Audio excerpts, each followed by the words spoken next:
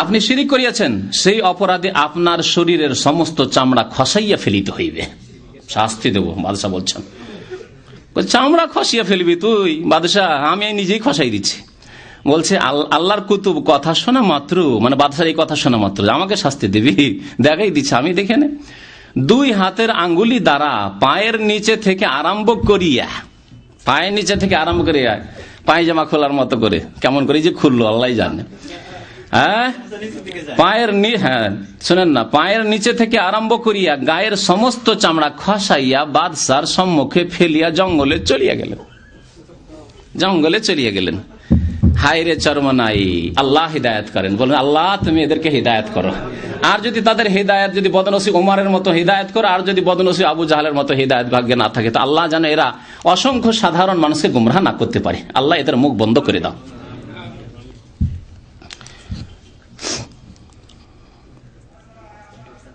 জঙ্গলে চলিয়ে গেলেন। শুনলেন ভোরবেলা সূর্যের তাপ চরমহীন শরীরে লাগামাত্র কষ্ট পাইলেন। এত বড় ক্ষমতার মালিক, মৃতকে জীবিত করে দেয়, আল্লাহর কাছ থেকে কেড়ে নেয় জোরপূর্বক, আর আবার কষ্ট কেন লাগে? চামড়া নেই সেজন্য কষ্ট লাগবে? আশ্চর্য কথা, বৈপরীত্য নয়? বুঝতে পারছেন না? পারছেন না? যে এখনই ওই বুড়োর নাতিকে জিন্দা করে দিল, সে আবার নিজের শরীরে চামড়া নেই সেজন্য রোদে কষ্ট লাগে, নিজে কি বাঁচাতে পারে না? সুবহানাল্লাহ। শুনছেন, তারপরে শোনেন। যখন কষ্ট লাগতে লাগলো তখন লাগামাত্র কষ্ট পাইলেন এবং সূর্যকে লক্ষ্য করিয়া বলিলেন, এখন সূর্যকে, সূর্যের উপরে কেরামতি চালাচ্ছে, হে সূর্য, আমি শরীয়ত মানিয়াছি, কাজেই তুমি আমাকে কষ্ট দিও না। ইহা বলা মাত্র ওই দেশের জন্য সূর্য অন্ধকার হইয়া গেল। গোটা দেশ অন্ধকার হয়ে গেল। সূর্য উঠার পরে একবার অন্ধকার হয়ে গেল। সূর্যের উপর ক্ষমতা চলছে, বুঝলেন?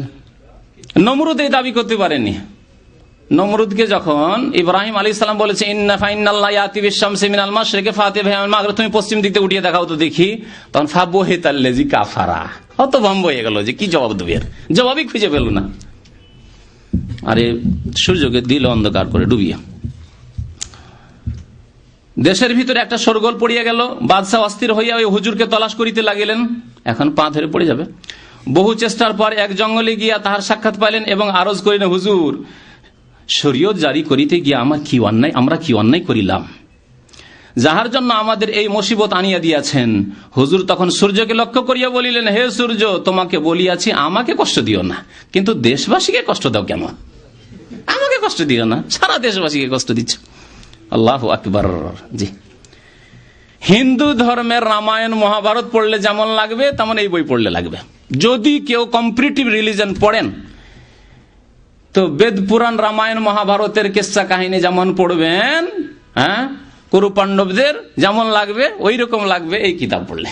জি, তাহলে কেমন করে ভারত উপমহাদেশের আর বাংলাদেশের হিন্দুরা মুসলমান হবে?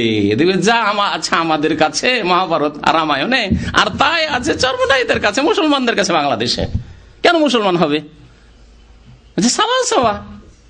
তারা বলবে যদি আরবি শিখে যায় এখান থেকে, সাওয়া সাওয়া, কোনো পার্থক্য নেই, একই রকম। তো শুধু পার্থক্য তোমাদের কিতাবের নাম ভেদে মারিফাত ইয়াদে খোদা, আর আমাদের কিতাবের নাম হচ্ছে রামায়ণ মহাভারত, এই পার্থক্য শুধু।